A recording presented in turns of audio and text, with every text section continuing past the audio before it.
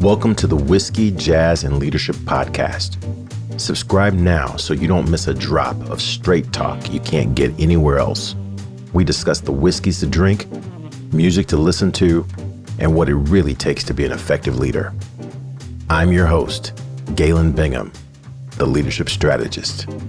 Tonight's guest, co-founder and chief visionary officer of Speakhouse, Sherhara Downing. Hey, what you drinking?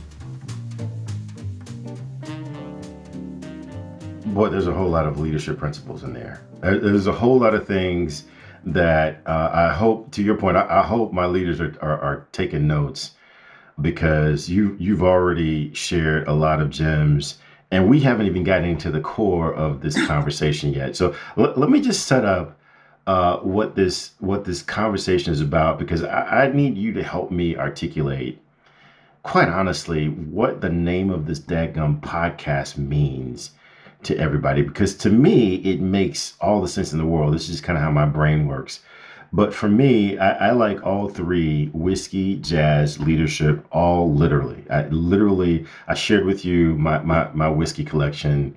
It's actually embarrassing how strong I am in that space. So literally. Jazz, I'm rebuilding my jazz collection, but yeah, that's my thing.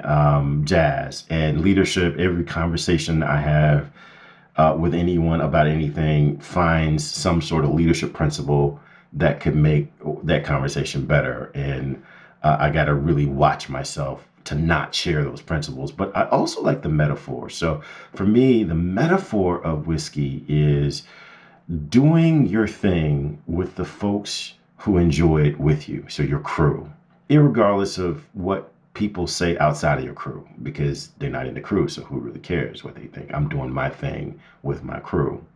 That's whiskey. Jazz, the metaphor is, how do I get from where I am to where I want to be, even in those situations where there's no sheet music? There are no rules. There's no guidebook. I still got to get there. I got to get there on time. And since this is my life, I might as well make it sound good along the way. How do I orchestrate the jazz that would allow me to navigate life? And then leadership, for me, the metaphor is nobody eats unless somebody kills something. And, even for my vegan friends, somebody's got to kill a plant. But nobody eats unless somebody kills something. That means that we're marketing is great, strategy is important, but somebody's got to stand up and say, okay, we're going to make this thing happen, and we're going to start with this step right here. And unless I get better advice, we're going left, right? And that's the metaphor for me. How does that metaphor work for you? Does this just make sense in my head, or is there a connection between whiskey, jazz, and leadership for you? I feel that we're all, and I'm talking to whoever's listening, where we've ever felt like we've had to separate our personal life from our professional life. And for any Black people out there listening, brown people out there listening, people of color, how often we have to show up and carry duality as part of who we are. And this is also indicative for people who are multi-talented, multidisciplinary, that I don't quite know how to bring this and that and this all together. So I don't always feel torn in different directions. And your ability to put together whiskey, jazz, and leadership is an example of alignment and creating a space to be aligned so that you ain't constantly stressed out. You're not constantly trying to navigate who gonna show up today, right? Amanda Seales, she's a comedian. I don't know if you're familiar with her, but she has this, she has a comedy show that's out. And I love this one line where sometimes she says, I have to show up in spaces and ask myself, how Black am I gonna have to be today? It can be so tiring to ask yourself on a day-to-day basis, how Black am I going to have to be today? Or how Black am I allowed to be today? How Black am I deciding I'm going to be today?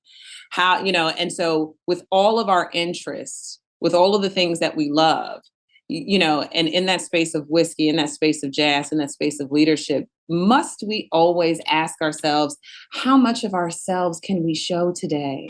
Show what you freaking feel. You gonna get this today, and not feel like you have to reserve this for that, reserve this for that, or reserve. You have a choice, but the choice should not cause you stress. The choice should not make you feel less than. The choice should not, make you feel like you're showing up inauthentically. The choice that you make should make you feel empowered. So if you show up in a place and you decide, I don't need everybody to know my love for whiskey, this ain't the spot that I want everybody to know, you should feel empowered by that choice, not necessarily like you have to make that choice. So your alignment comes from creating a space and a platform so that whiskey, jazz, and leadership it is what it is. It is you. And it can work all simultaneously.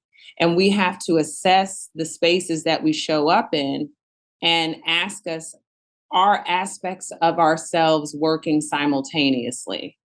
Or do I feel like I have to separate them just to show up? And if you feel like you have to separate them to show up, then reassess that space. Wow. I mean, there's nothing for me to ask behind that or say behind that. I mean, that's pretty full. That's pretty full. And I can see that in some of, I asked you about this idea of your invisible board of directors and who are some people, living or dead, that you would have on your board of directors. And you listed Issa Rae, and just the little bit that I know about Issa Rae, she kind of embodies that. She kind of, we're gonna make this thing happen some way, and it's gonna be fully me. And I don't know how black I get to be, but we're gonna find out in the next 15 minutes because this thing's about to happen. I've just been exposed to Caroline Wanga at the event that we were at, and oh my gosh, she was like, I'm here. I can't promise what's going to be on the other side of this 15 minutes, but we're going to find out together. And that was quite the experience. Carla Harris, I'm not familiar with, but what are the things that you draw from those three women that cause you to say, if I were building a board of directors, I would absolutely want to have those three women on?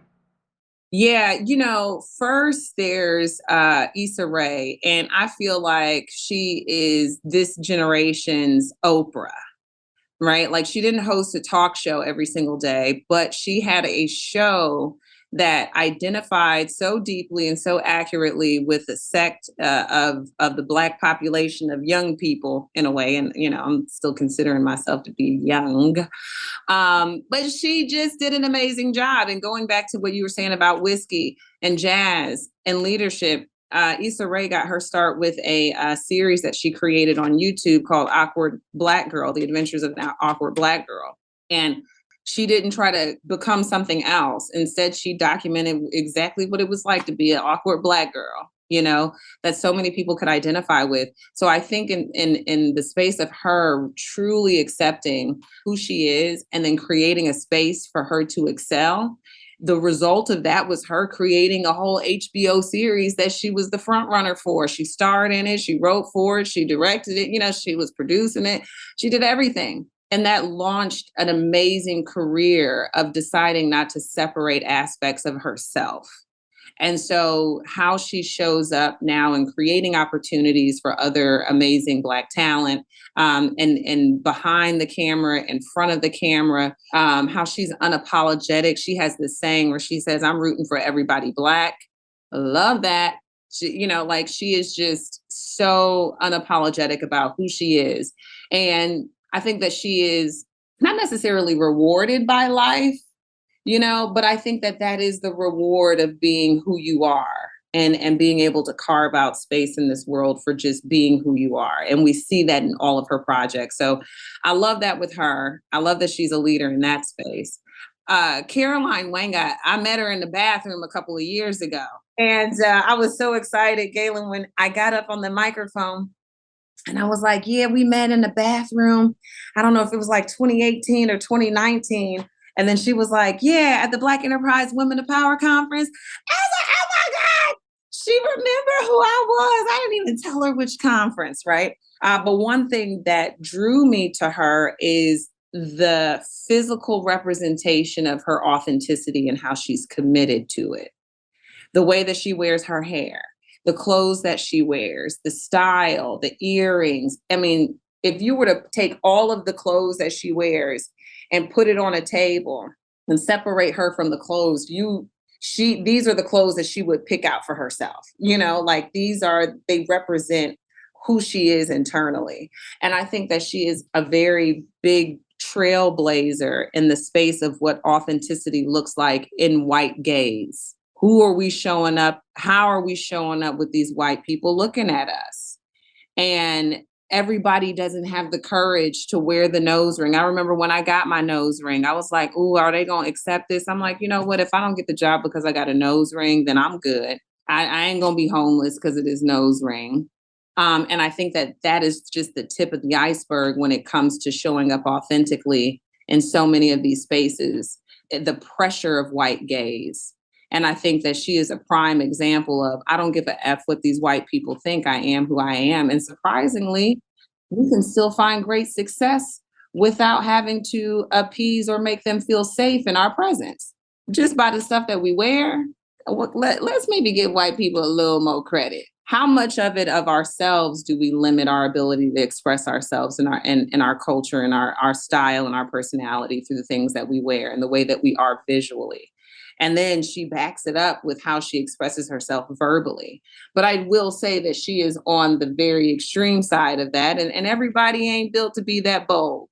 But I think that we can find those bold pieces within ourselves to express ourselves unapologetically. And I love her for that. That's why I love her. And then Carla Harris, she has done so much in the space of business and in the financial sector, and math ain't my thing. But every time I've read something from her, every time that I've looked at a video from her, she represents the businesswoman that I aspire to be. How she's navigated that corporate landscape, how she's been able to overcome obstacles, in the space of being a Black, strong woman, surrounded by, white people, and how smart she has to be, the level of intellect she has. And there's a particular type of savvy that a business person has when they're navigating the corporate landscape and when they reach those heights. And because she's done it in such a very stringent, pale industry, like she gots to have all the tools. So if I were to put her on my advisory board, I know that she would help me navigate a landscape that I don't do and I'm not well versed in. So if I were to have any businesswoman on my side, it would be her. So that's what those people represent. Yeah, that's fantastic. You're reminding me of a conversation I had with one of my longtime mentors who passed away, I think, 2 years ago, Mr. Stan Hutchin. And I moved out of the company that he was leading. I was in a different company, and he and I stayed in touch. And I was in kind of an interesting situation at the new company, and so I called Stan to get his advice. And he said, Galen, leadership is really about instinct. And if you have to think too much about the decisions that you're making in that moment that you're thinking, you've lost. And so you've got to be free to do what comes naturally to you. And it was just so appropriate for that time. But what I'm hearing for you is, how do you embrace your instincts? And that doesn't mean that you don't analyze, that you don't take a pause, that you don't reevaluate and get some advice, right? But how much time do you need to take to reevaluate how you show up and the things that you do naturally?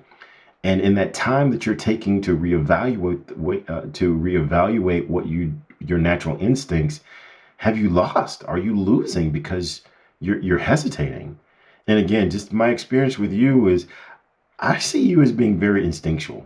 I mean, I don't know if the things that you do on stage are planned, or if you just say, this moment feels like I need to go left. This moment feels like I need to say, this or that. And that sounds like jazz to me. Yes. Oh, come on. the way you said that, Galen.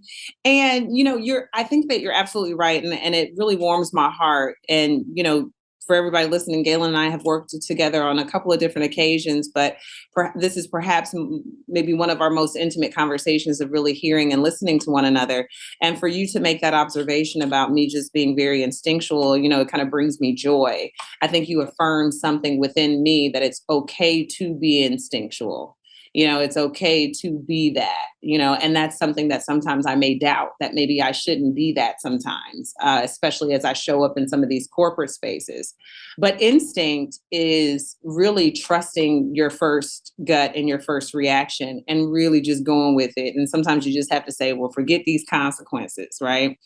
And I'm going to give two examples. One, fellas, y'all may be able to identify with this as well. But ladies, how many times have we been in the dressing room and we put on that dress? It looked really good on the hanger. You put it on, and then you feel like you have to adjust and twist and get the angle, look at the mirror, put your head up, turn it back around. You got to look at it from so many different ways and adjust your body in so many different ways to still feel like, uh, your instinct right then and there is telling you that that ain't the dress for you, boo boo.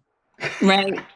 Because we also know what it feels like to put on a dress and immediately we're like, yes, this is it. Oh my God, I can't wait until I wear this out. Like, those are two very distinct feelings. And the one that you have to adjust and switch and turn and look and maybe look at the price tag again, your instinct is telling you that's not for you.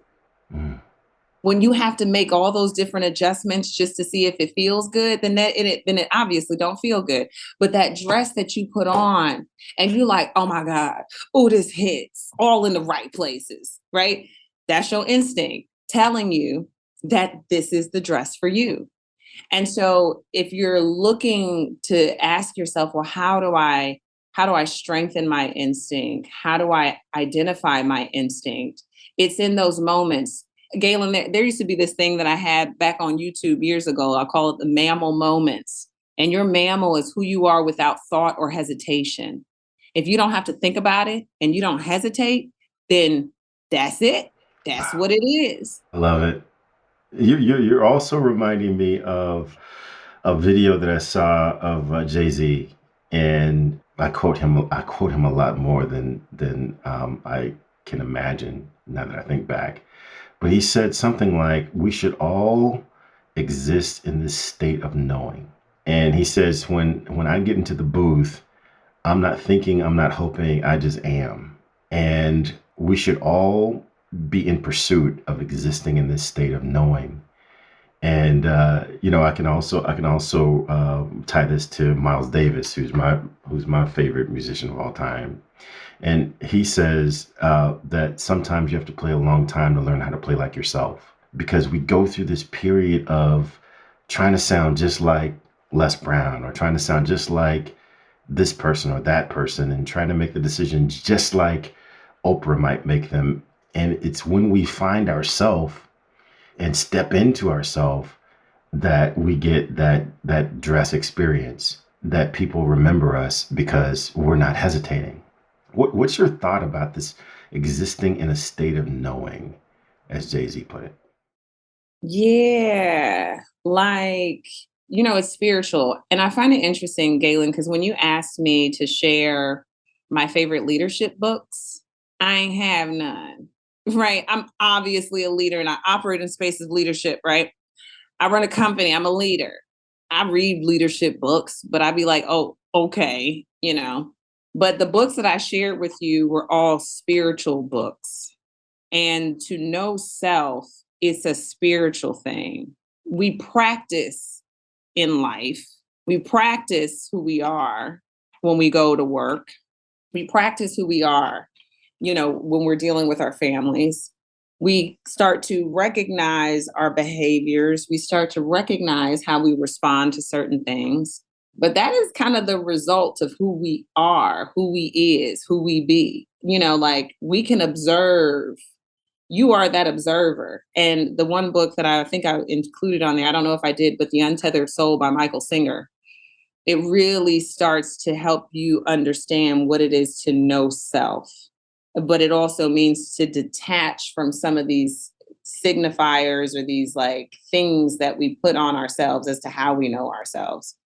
So that space of knowing is definitely spiritual.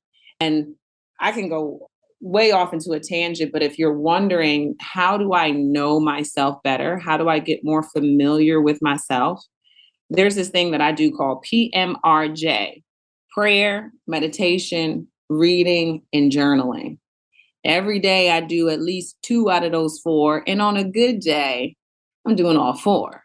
But of those, the prayer, all of them are really helpful, but it's really just sitting with yourself and just listening to yourself and then writing it down, every thought that may come to your mind. Don't think about what you need to write. Just as the words come to your mind, just write it and then look back and read it. That's how you get to know yourself. But it's a very spiritual thing. The outside world does not define it. Who you show up as in the outside world does not define who you are, but it confirms who you are. You confirmed me when you said that I was instinctual, but that was already true. But it was nice to hear like that confirmation. So knowing who you are, it is really just about sitting with yourself, looking within, listening, being quiet, removing the distractions, and start to decipher what you're repeating to yourself that the world has given you to say to yourself versus the things that you're truly saying to yourself. I love it. I love it. And you're going to help me with something because I've been rethinking this talk that I give to companies. And I've given this talk maybe a couple dozen times. It's called Nine Steps to Being the Greatest in the World. And one of the things that we all often spend time with is defining what does it mean to be the greatest in the world. Because if you say to someone greatness, it conjures images of comparison, right? That I'm greater than you. And while that's part of it, that's not totally what I mean. In the dictionary, if you look at definitions of greatness, you'll see words like, of an extent, amount, intensity, considerably above the normal or extraordinary. And how I've come to define greatness in this context of being the greatest in the world, greatest is the fullest expression of one's creator in a designated endeavor. And while that sounds like it could be spiritual, it sounds like it could be religious, if you've got a religious undercurrent, then you would say God or Allah, has created me, and how can I express what they want, what he or she would want. But even if you're in this space where you feel like you are a religious and you create yourself, okay, you are the creator. What's the greatest expression of your creator in this designated endeavor? And I believe that everyone is designed to be the greatest in the world at expressing what their creator wants them to do in that situation. Help me flush this out. Is this holding water? This idea that greatness is the fullest expression of one's creator in a designated endeavor. Yeah, I think that it puts the judge, you then become the judge of that greatest expression, because you're the one that has the relationship with the creator. And if you're listening to your relationship with that creator as to whether or not your expression is the greatest that came from self, then it's really just a two-way conversation. It's between you and your creator, which is what we oftentimes say a lot. Like, only God can judge me. Well, that's basically what we're saying, y'all. Or whoever your creator is. For some reason, when you were sharing that, I imagined myself being the creator, but me just creating a cookie. Right. So for me to understand this concept, I was like, so what does that look like if I'm the creator? What am I creating? Okay, maybe I'm just creating a cookie. Maybe I'm just hungry right now, but maybe I'm just creating a cookie. Is this the greatest expression of cookie that I've cooked thus far? You know? And if I don't feel that way, then that means I need to go back to the recipe. If I don't feel like that, or if I give it to somebody and everybody's faces are sour, like, ooh, maybe that ain't the greatest of my cookies just yet, you know? So again, we can use the outside world to help us reflect back on ourselves whether or not this was the best of our ability. But Yeah. at the end of the day, it's still up to you because you may like your cocktail a certain way and somebody else may like their cocktail a certain way. So even if somebody's mouth goes sour when they try my greatest cookie, but if I taste the cookie and I'm like, I don't know what the hell they tasting because this cookie is good, then that's it. So you are the creator. So that conversation happens within yourself. And again, if you're looking at your creator being outside of the framework of this cookie example, then it's just a two-way conversation, Mm. and the way that that conversation is giving you the response or the answers is just how it feels within you. So Wow. again, you then become the ultimate interpreter of what that greatest expression is or is not. Yeah. And and even for companies, because every company has a founder, right? And you might be the CEO or the senior executive, but you weren't the founder. And so I would think that it would be within your responsibility to say, okay, is this what the founders intended when they created this company? Am I expressing what they intended for their company to represent in the marketplace? And that becomes the standard. And it's so easy. I had a conversation with an executive earlier today, and I said, it's so tempting to allow the metric to become the objective, right? Mhm. And we lose track of, yeah, I might be missing these metrics, but man, I'm still in pursuit of that greatest cookie. One last story, because you brought to mind my grandmother. And Miss Willie Mae Gaddy was the absolute best in the kitchen. All due respect to all the grandmamas out there, nobody. The story is she could cook a pot of rocks and make you come back for seconds. But she had this pound cake that I have no idea how she did it, but that pound cake would stay moist for 2 weeks. And I don't know how she did it. And I was in pursuit of nailing her pound cake. And I had the recipe and I mixed the ingredients. And, I got a high priced mixer, and I come to find out I got the same mixer she got. And I did all the things. And I could never nail that pound cake. And so I kept trying. And it wasn't until she passed on and my mother knew how much I was in pursuit of her pound cake. And so my mother gave me her bunt pans. And these were like old school cast iron bunt pans. And I followed the recipe, and the pan made all the difference in the world. Wow. And it was just amazing. It was, again, I put in the work, right? And my family had to suffer for it, right?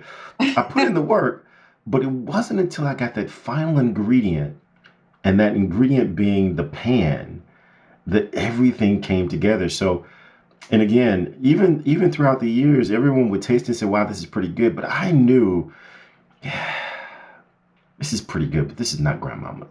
This is not Right. grandmama's. And so I think that we might be on to something. So thank you for helping to clarify that for me. Yeah, and what your story just told me too is a story of being persistent and just blind persistence. You didn't know what you were missing, but you just knew that you could do it. You just kept trying. You were persistent. And then God said one day, here's the pans, brother. You didn't even know you were missing the pans. And I think that that's a story about anything that we desire, especially when we just don't know the how do I get it like grandma's? Well, guess what? I'm still going to practice. I'm still going to show up. I'm still going to do it. And I'm going to do it to what end? Who knows? But at some point in that persistent journey, we will get the things that we need in order to get what we set out to do, set out to have. So I think that as you're listening to that story, I was like, all right, Shahar, you got to stay persistent because them bump pans, they coming.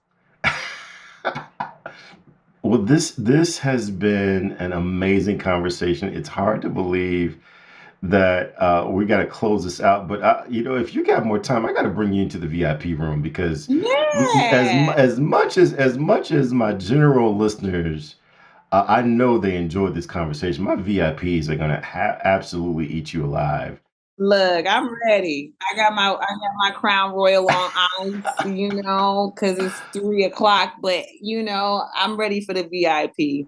All right, all right. Well, hey, raise your glass, and thank you so much for this conversation. Not only for the wisdom that you shared, but just thank you for the model that you're providing to others as to what's on the other side of being who you were created to be.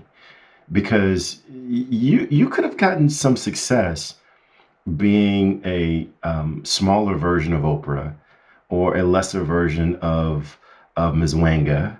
But I think because you stepped into Shahara at such a young age and you just honed who you have become, I think the world is in a better place. And so, my wish for you is that you would continue to be a model for other leaders and for my little girl who is just, oh my God, the world just can't, the world's not ready for what she's going to put on it once she gets through her experience. And you are absolutely a model for her. So, thank you for that. And I'll see you on the other side of the velvet rope. Sounds good. Ashe. Cheers. Hey, it's not too late. Hit that subscribe button so you're sure to catch the next episode. If you're really enjoying the vibe, leave us a review or become a VIP for guest and show exclusives. Cheers.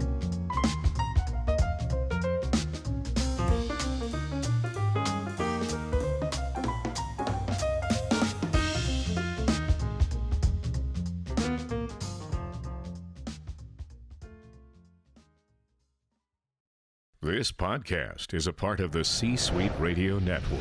For more top business podcasts, visit c-suiteradio.com.